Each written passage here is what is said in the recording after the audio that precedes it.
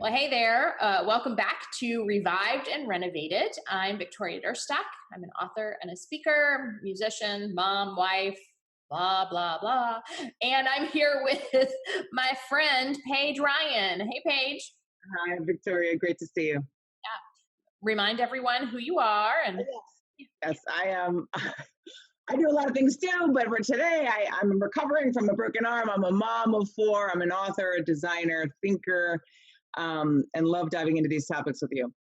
Oh, it's so much fun to be with you. I was going to say you're a broken arm aficionado.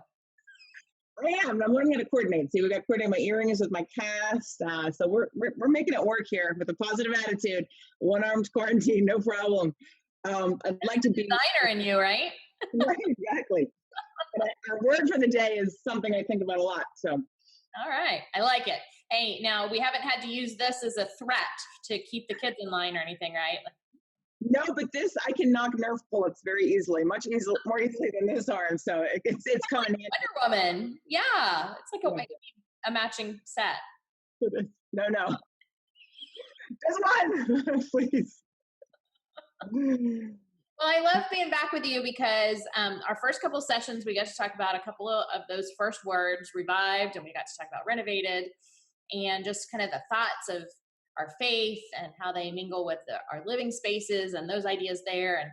And today I'm excited because we are looking at restored and just kind of the nuances that restored is, how it's a little bit different than some of the words we've already talked about and some of the words we plan to talk about.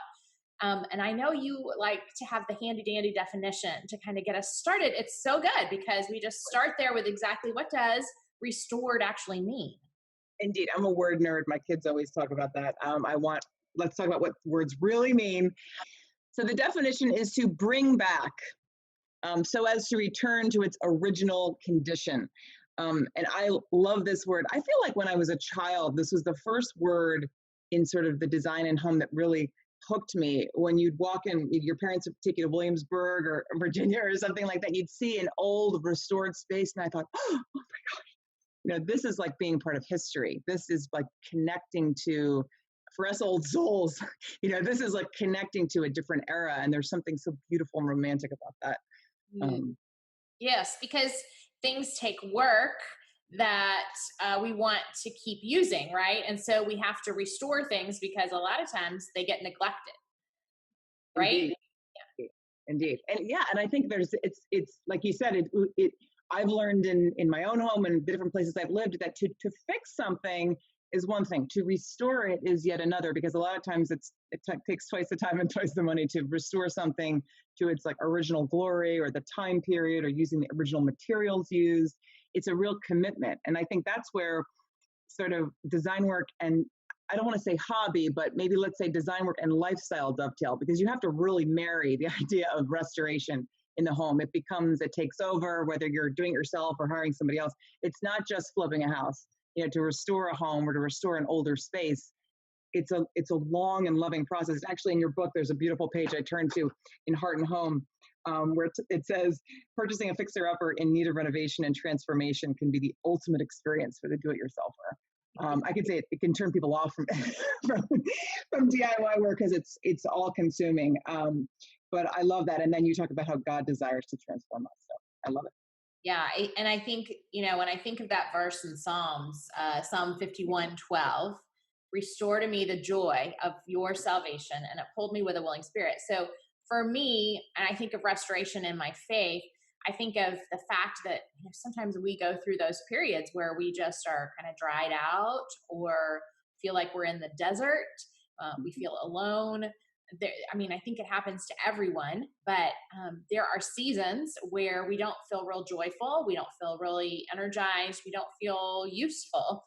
And God promises to restore to us, the joy of our salvation, which is just beautiful when I think about it, because just as you said, it's a work and it doesn't happen overnight and it doesn't necessarily happen in our own strength, especially if we're talking about our soul. That's something that God does in us. And so being restored is just a beautiful thing. We get to be restored back to where we were in our heyday, right? And that's, you know, those historical homes are the same way. In their heyday, they were beautiful and wonderful, and unfortunately, sometimes they get neglected. And I think about, you know, our souls. How do we neglect, you know, ourselves and find ourselves in a state where we need to be restored? What is it? Is it a quick process? Is it a slow slide? You know, what do you see when you think about that? Well, I do. So I'm very in close connection with the notion of needing to be restored. Like that, I feel like at the end of every day, as a mom and as someone in our contemporary world, and as these little devices that we have in our hands, which do nothing to restore me, except for our talk, right? But I mean, but in general, the consumption of information and media and is sometimes can be depleting. And I have a great longing to be restored. And it's interesting. Like our culture says that like maybe a bath and a pedicure and you know, a Yep. glass of wine can restore you. Unfortunately, in my case, that doesn't do it. In fact, it does other things that aren't good. But restoration, I think, is in God's time. And it is also putting ourselves in God's hands, and saying, and asking to be restored. And it's, I mean, sitting and being quiet, sometimes the most restorative things I know to do. And they're sometimes the hardest things that I know to do. Sometimes they feel impossible. And yet, I can't replace those, you know, quiet and stillness and solitude. For me, that's how God comes in and restores me. As Well, hard as it can be to find. yeah, I mean, absolutely. Because if we're busy, we don't have time to hear.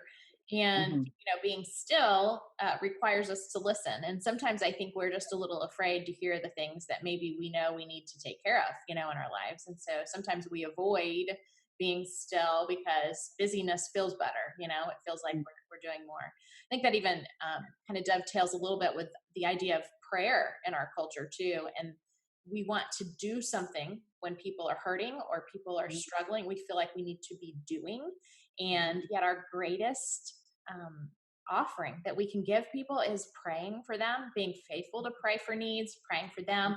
And we tend to avoid it because it just doesn't seem to be as much of an action as going to bake something or visit or take something or do an errand, or, you know, right? Why, you know, I don't know why we are kind of wired that way, but it just seems like that's the easy move, is to go do something, not sit and be still and pray.